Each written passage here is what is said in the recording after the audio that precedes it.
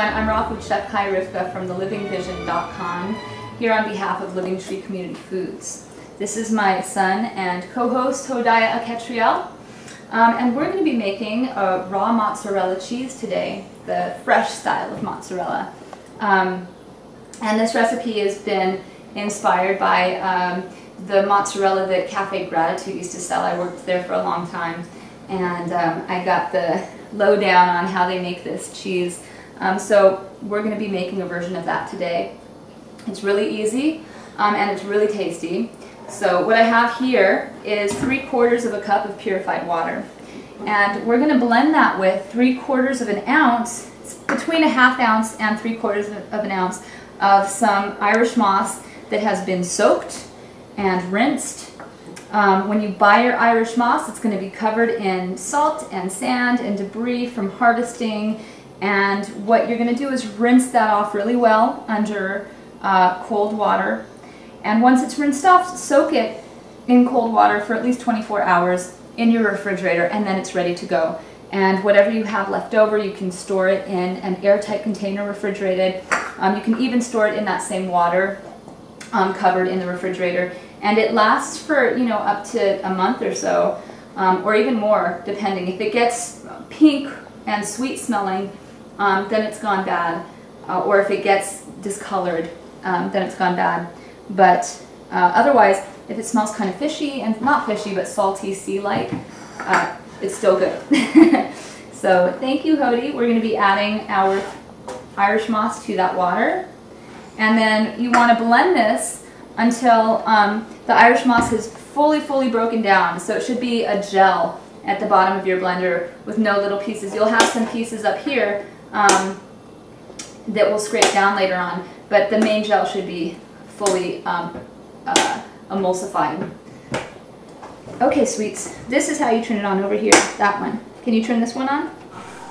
That one on. There you go. Okay, so at first your Irish moss is going to be bouncing all around, then it's going to get heavier and heavier and heavier, and finally you're going to have a gel in the bottom of your Vitamix. And once you've achieved that gel, you'll scrape down everything. And you don't have to worry about reblending, but just do a nice little scrape down, get all that Irish moss in the base of the blender. Okay, and once most of it is down there, then you will take a cup of soaked cashews. You can also use macadamia nuts if you prefer. And thank you. You can help me. And by the way, Living Tree carries both, or all, I should say, of the cashews, the macadamia nuts, and the Irish moss. And their cashews and mac nuts are really beautiful. The mac nuts are the most beautiful that I've experienced. They're sweet and they're fresh. They're not rancid. Lots of times, the mac nuts that I find in the supermarket taste a little bit rancid to me. You can add more, sweetie. Let's keep adding. We want to fill it up to a cup. Oh, you want to eat that? Okay. Okay. So there's our cup of soaked cashews. And we're also going to add 3/4 of a teaspoon of salt. And we're also going to add a 1/4 cup of extra virgin coconut oil. The coconut oil and the Irish moss are what is going to cause the cheese to firm up, which will mean that we can create little balls like fresh mozzarella balls. And you can also do that through fermentation, but this is your quick, easy method to getting that nice, firm mozzarella. Okay, so we're going to blend this again. Cody, do you want to turn it on? But we flip up.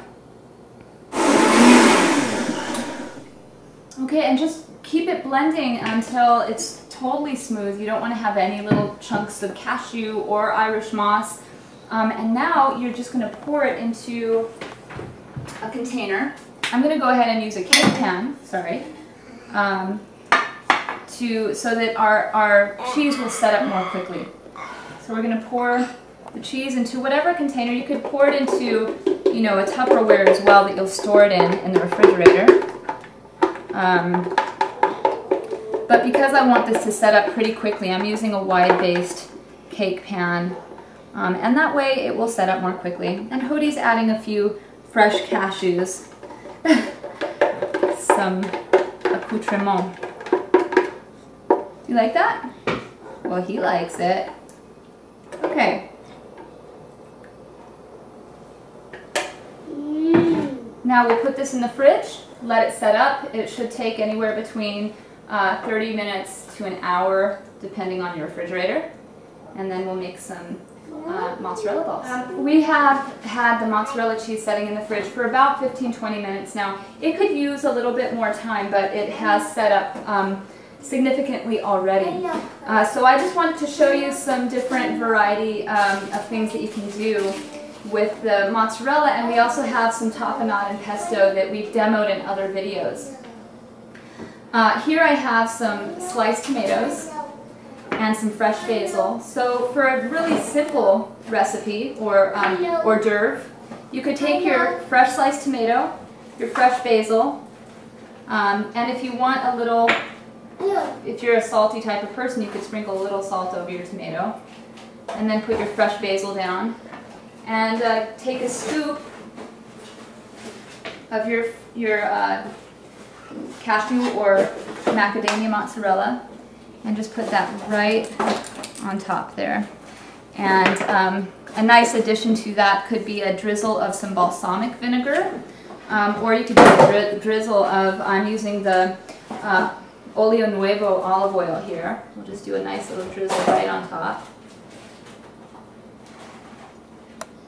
And it's beautiful, it's simple, it's fresh, and you can make it really fast, and it's a great starter for a nice meal. So another